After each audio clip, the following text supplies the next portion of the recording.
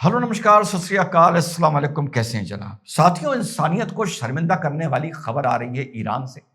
मानवता को, मुसलमान को, इस्लाम को शर्मिंदा करने वाली खबर आ रही है साथियों ईरान से, क्योंकि अभी वहां एक आयरन कर्टेन है, the iron curtain of death, जो ईरान ने पूरे अपने मुल्क के चारों तरफ ओढ़ रखा है और अंदर क्या हो रहा है किसी को पता नहीं। सैटेलाइट फोन से या किसी तरह तुर्की बॉर्डर से जो भी बातें बाहर आ रही हैं साथियों, वो चौंका देने वाली हैं। सोचा नहीं था इतना होगा, ये तो पता था कि बहुत ज्यादा जुल्म होगा।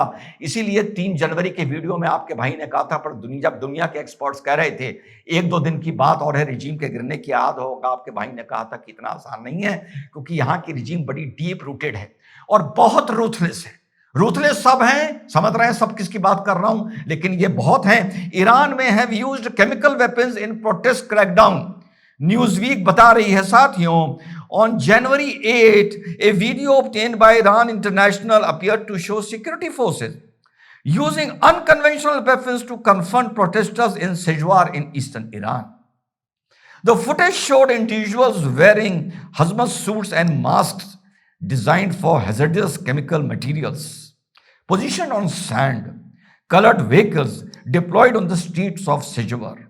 In the video, a yellow triangle sign with a dark border indicating a warning for hazardous materials. इसके अलावा अलग अलग report, Day 22 of Iran uprising regime deploys chemical agents and foreign militia as death toll rises. Foreign इतनी police की और इतनी army की जरूरत पड़ रही थी कि बाहर से मारने के लिए साथियों मिलिशिया भी बुलाया गया है। Delayed deaths. UK reports claims chemical agents used on Iranian protesters. उसी वक्त नहीं मार रही है ये, अब ये पता चल रहा है क्योंकि रिपोर्ट बाद में आनी शुरू हुई है। ये 8-9 को ही इस्तेमाल कर दिए गए थे, जो सबसे ज्यादा जुल्म की और अफरा तफरी की शाम और दिन थे 48 घंटे के साथियों। एक ऐसा गैस इस्तेमाल हुआ है साथियों जो डिलेड डेथ दे रहा है, पता नहीं चल रहा लोग मर कैसे रहे हैं। और ये रिएक्शन आना साथियों शुरू हुआ है कम से कम 8-9 के 7 दिन बाद, लेकिन अभी पूरी रिपोर्ट्स बाहर से अंदर से बाहर नहीं आ पा रही हैं बिकॉज ऑफ आयरन कर्टेन साथियों। और इधर आयतुल्लाह अली खमानी ने ये माना है कि हजारों लोग मरे हैं, जिसका सेहरा जाहिर सी बात है वो अमेरिका और ईरान और मोसाद और CIA के सर पर बांध रहे हैं। हजारों लोग मरे हैं साथियों, ये उन्होंने माना है और ये भी कहा है कि बहुत बुरी तरीके से मरे हैं, बहुत बुरी तरीके से मरे हैं। इस्फहान में स्नाइपर्स हैव बीन यूज्ड।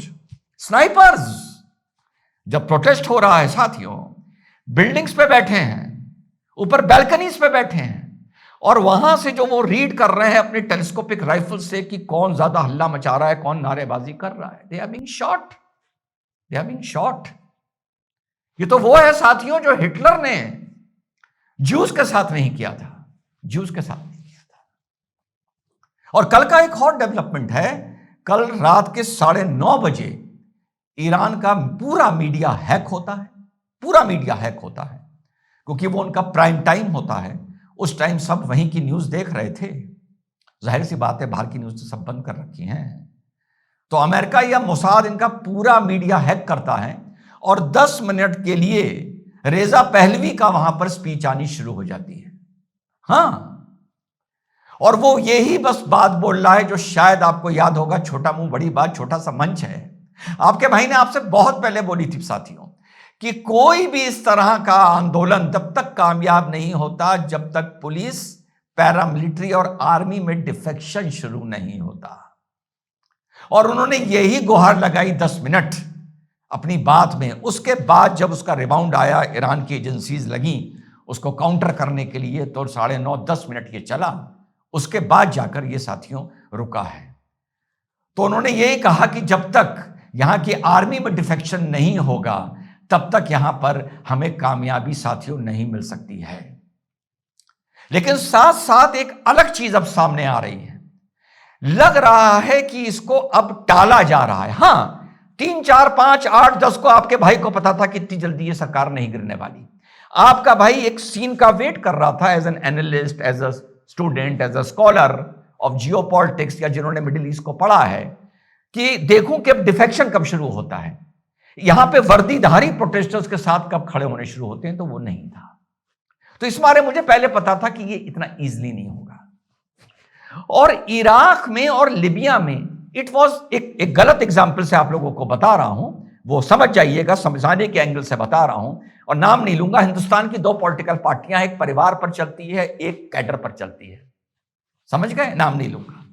तो जो इराक था और लिबिया था वो परिवार था, परिवार को मारा, किस्सा खत्म। ईरान कैडर बेस्ड पार्टी है, समझ रहे हैं, एक जाएगा दूसरा आएगा, दूसरा जाएगा तीसरा आएगा, पिरामिड की तरह है। और ये पिरामिड इन्होंने 40 साल पहले बनाया था, और ये पिरामिड बड़ा मजबूत है। और ईरान में आप लोग को नहीं पता होगा 2 आर्मी ऑपरेट करती हैं, एक ईरान आर्मी है, एक IRGC है। ईरान आर्मी का काम है बॉर्डर्स को सिक्योर करना, मोटे मोटे तौर पे बता रहा हूं। IRGC का काम है रिजीम को सिक्योर करना। फर्क समझ रहे हैं, एक है बॉर्डर को सिक्योर करना, एक है रिजीम को सिक्योर करना। और वहां के पेजिशकियान ने यह साफ बोल दिया है, क्योंकि ऐसी खबरें आ रही हैं कि कोई बहुत ही प्रिसाइज सर्जिकल स्ट्राइक हो सकता है। जो पहला तरीका था, जो 3 तारीख के बाद अपनाया गया था, वो फेल होता नजर आ रहा है। इस मारे ये आ रहा है कि कुछ सर्जिकल स्ट्राइक यकायक हो सकता है, यानी surgical strike on Ayatollah Ali Khamenei. और इसके लिए पेजिशकियान ने कह दिया है कि अगर ये होगा, ऑल आउट वॉर डिक्लेयर कर देंगे। और इनके ऑल आउट वॉर डिक्लेयर करने का मतलब ये नहीं होता हम टारगेटेड हिटिंग करेंगे। इनका मतलब होता है छोड़ दो, जहां गिरे जो मरे, हमसे नहीं मतलब। इसीलिए तो मिडिल ईस्ट भी थोड़ा सा नर्वस हो रहा है, क्योंकि मिडिल ईस्ट को पता है कि अगर ये अटैक करेंगे तो जरूरी नहीं है कि अमेरिका की बेस पर करेंगे, यह भी जरूरी नहीं है कि हमारी मिलिट्री बेस पर करेंगे। उनको खुद नहीं पता मिसाइल फेंकने वालों को कि ये गिरेगा कहां, और ये पता नहीं जाके कहां गिर जाएगा। तो ये भी एक संभावना इस टाइम बताई जा रही है साथियों, कि ये चीज भी हो सकती है। और जैसा आप लोगों को याद होगा कि आपके भाई ने बताया था कि आप लोगों से चर्चा हुई थी कि जब तक गल्फ में अमेरिका का नेवल स्ट्राइक ग्रुप, अमेरिका का एयरक्राफ्ट कैरियर नहीं पहुंचेगा, तब तक कुछ संभावना है नहीं कि कुछ बड़ा होगा। जितना भी मिलिट्री डिप्लॉयमेंट हो रहा है वो ईस्ट में वो अपने बेसिस को खाली किया जा रहा है, सेफ जगह हेवेंस पे रखा जा रहा है, वो अलग चीज है। तो पूरा एक एयरक्राफ्ट कैरियर 2 साउथ चाइना सी से चलकर वो मिडिल ईस्ट गल्फ पहुंच गए हैं। तो इससे एक संभावना ऐसी लग रही है कि आने वाले वक्त में यकायक शायद कुछ हो सकता है। लेकिन रेजा पहलवी वो कनेक्शन नहीं बना पा रहा पब्लिक के साथ, जो उम्मीद थी कि वो बनाएगा। और आंकड़े बता रहे हैं 5-6 हजार से 16,000 तक लोग मारे हैं। और अब ये जो गैस से मर रहे हैं साथियों, इनका तो किसी को पता ही नहीं चल रहा। और ट्रंप का भी माइंड इस टाइम समझ में नहीं आ रहा है। और वो जो कल मैंने आपको बताया था कि एक और इक्वेशन रशिया खेल रहा है। रशिया चाह रहा है कि मिडिल ईस्ट में उसके फुटप्रिंट बने रहें और ईरान और इजराइल का वो आपस में सेटलमेंट करवा दे, जो अपने आप में मिडिल ईस्ट की राजनीति बदल देगा। अपने आप में मिडिल ईस्ट में रशिया को एकदम से बहुत बड़ा कर देगा। पर सिचुएशन दिमाग में ऐसी बन गई है, आपकी भी ऐसी हालत होगी। एक तरफ आप चाहते हैं रशिया कामयाब हो, सही कह रहा हूं, एक तरफ आप चाहते हैं रशिया कामयाब हो, एक तरफ चाहते हैं आप ट्रंप नाकामयाब हो, लेकिन एक तरफ आप चाहते हैं ट्रंप कामयाब हो और एक तरफ आप चाहते हैं कि रशिया नाकामयाब हो, और बीच के केंद्र में है ईरान। तो बहुत ही पिकेरियस और बड़ी कंफ्यूजिंग सिचुएशन है कि किसको देखें। वहां के मरते हुए लोगों को देखें, रशिया की जियोपॉलिटिक्स देखें, रशिया के साथ भारत की जियोपॉलिटिक्स देखें। It is really a very confusing state of affairs. I will keep you updated. जय हिंद, वंदे मातरम, खुदा।